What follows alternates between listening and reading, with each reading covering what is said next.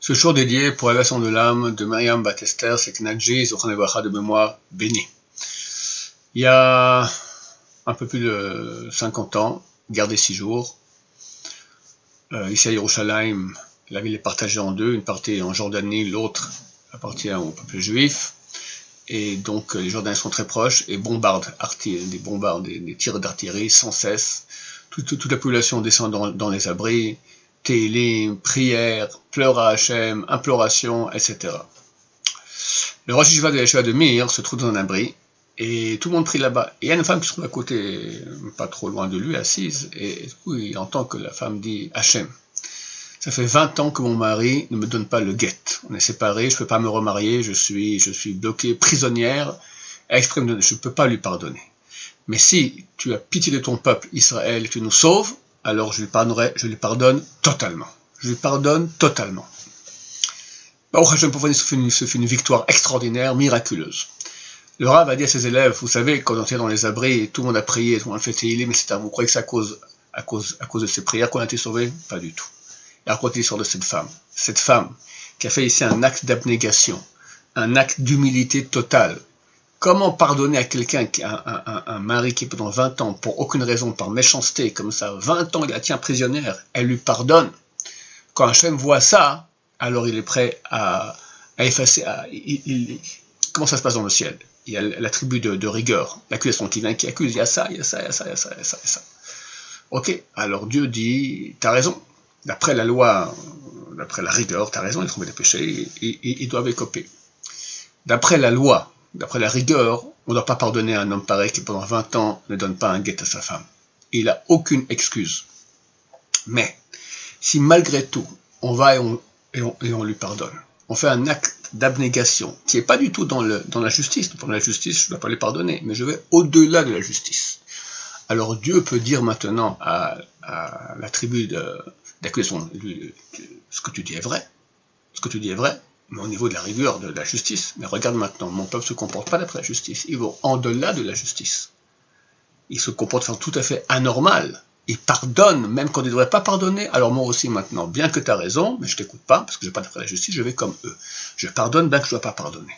Il n'y a pas de chose, et au niveau personnel, et au niveau du peuple entier, qui peut faire tant d'effets. C'est marqué que celui qui m'avire à midotav, qui passe outre ses midot. Mes midot, ça veut dire mes mesures, ça veut dire j'ai des façons de réfléchir. On m'a fait du mal, ok, j'ai un certain seuil, au moment, ok, j'accepte, là j'accepte plus, terminé, il faut pas exagérer, d'accord? Quelqu'un qui passe outre, il descend encore, et encore, alors il est écrit qu'on lui pardonne tous ses péchés. Tous ses péchés. C'est extraordinaire. Et là, on voit un peuple entier a été sauvé par une femme qui a fait un acte d'abnégation.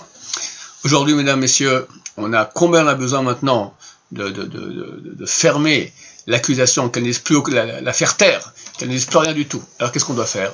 Je pense qu'Hachem nous met exprès dans des situations où on doit travailler l'humilité. Quand on est maître de soi, on a la santé. Si jamais on est malade, il y a des médecins et des hôpitaux. J'ai mon travail qui m'assure de l'argent. Baruch Hashem, tout va bien. Plus ou moins, on se bat, mais ok, je gère. Il n'y a rien de plus anti-juif que cela. Qui es-tu?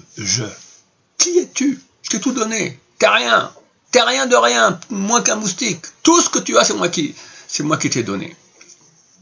Quelqu'un m'a écrit, alors dans ce cas-là, quoi, on rentre en déprime, on est des nuls de nuls. Où est la confiance en soi? Erreur. Mon cher Rabbeinu, peut-être la personne la plus grande qui est durant toute l'histoire, jusqu'à Mashiach. Mashiach sera plus grand que lui. L'âme de mon cher Rabbeinu et celle du roi David reviennent dans l'âme du Mashiach, que B'ezrat Hashem on verra de nos yeux dans quelques jours avec l'aide de Dieu. En attendant, c'est la dernière ligne droite, B'ezrat Hashem. Il faut travailler l'humilité. Alors mon cher Rabbeinu, quel est le plus grand qu'il y a eu jusqu'à aujourd'hui? Il aurait pu dire, il parle de lui-même dans la Torah, il aurait pu dire qu'il est celui qui parle avec Dieu quand il veut, qu'il a fait 3 fois 40 jours sans manger et boire avec Dieu dans le ciel. Il prend les tables de la loi sur lesquelles Dieu même il a écrit.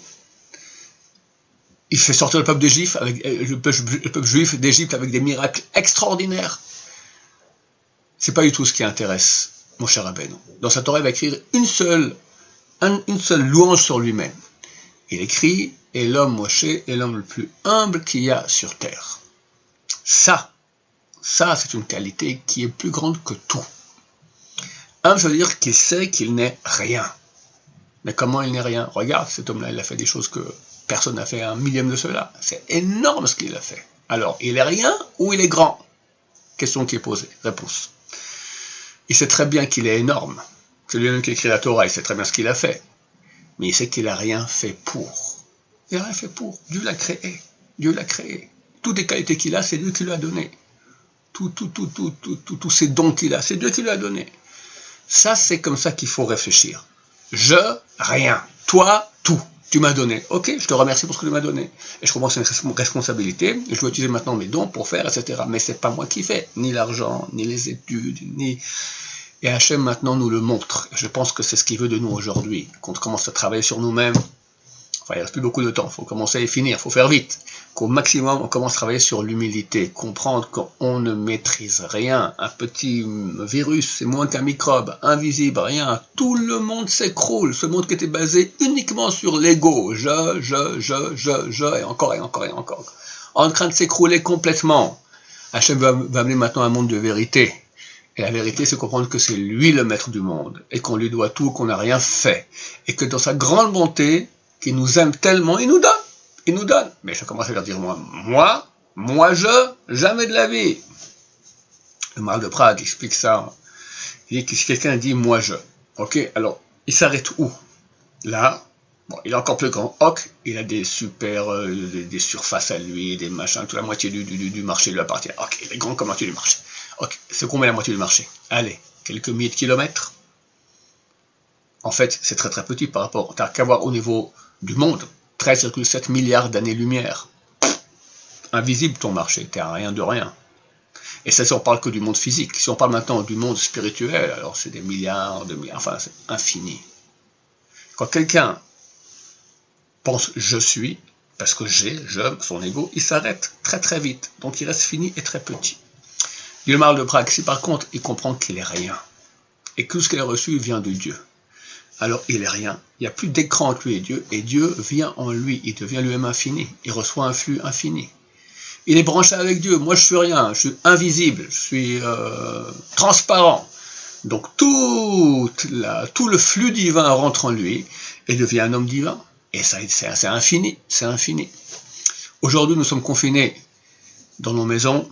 Il y a un travail d'humilité énorme à faire. D'abord, comprendre que toutes les valeurs sur lesquelles on comptait auparavant, elles disparaissent et Dieu veut nous habituer à l'idée, attention, on passe dans un autre monde maintenant, c'est fini, il y a un monde de vérité, pense aux vraies valeurs, pourquoi tu es venu sur Terre, pour faire de l'argent, pour montrer que tu es quelqu'un, pour t'amuser, toutes ces choses-là disparaissent, c'est fini, il n'y a plus rien mon cher ami, tu vois bien que c'est en train de disparaître, alors fais vite, reviens vers les vraies valeurs c'est Hachem, la connaissance d'Hachem, travailler sur soi pour mieux connaître Hachem, l'humilité, faire les mitzvot que Dieu, les ordonnances que Dieu nous donne pour notre bien, le bien-être avec les autres, faire comme il se doit, la Torah se sanctifier. La seule valeur qu'il y aura quand Mashiach viendra, ce sera notre sainteté, à quel point on est proche d'Hachem. C'est ça qui va compter, et Dieu nous met maintenant, sur un plateau d'argent, et nous dit maintenant, voilà, je te mets maintenant, je te fais un training, un entraînement rapide, on ne dit pas que ce sera rapide parce qu'on n'a pas le temps, dans ces conditions-là. Entraînement rapide de quelques jours pour t'habituer à cette idée-là que je suis là, et qu'il n'y a rien d'autre, et viens vers moi. Tout ça par amour très très grand, ça aurait pu être terrible. Maintenant, qu'est-ce qu'on fait? L'humilité, ok, c'est très très bien. Moi j'ai l'habitude de dire l'humilité, de mémoire bénie. C'est très très dur à acquérir. Quand je demande le Rabbi Sandra Shaoul, il y a 30-40 ans, non, il y a 30 ans environ, 32 ans, je lui ai dit, Kodara, comment on fait pour acquérir l'humilité? Il m'a dit, je ne peux pas parler d'une chose que je ne connais pas. C'est une réponse de quelqu'un de humble, d'accord? Mais c'est vrai que c'est très très dur à acquérir.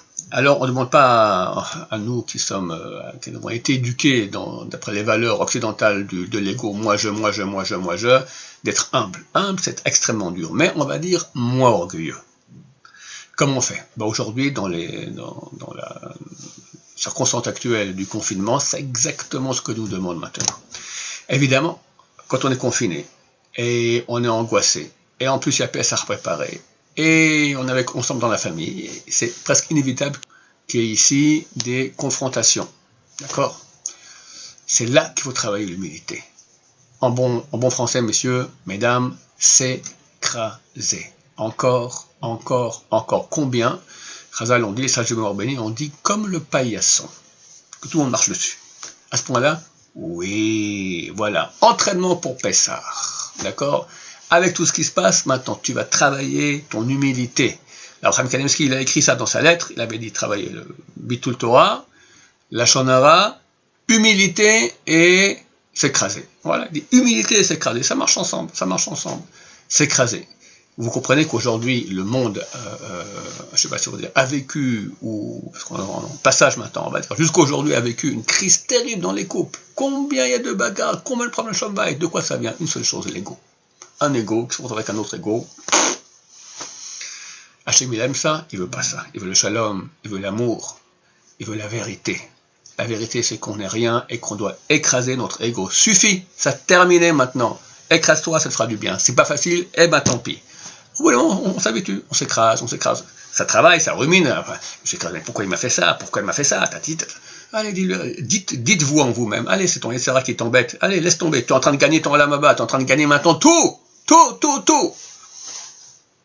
Hélas, combien de choses terribles Dieu peut amener sur une personne pour le corriger. Quand il tombe malade, c'est fini, il n'a plus rien, il se met à crier. On ne veut pas tomber malade. On ne veut pas avoir de proches malades.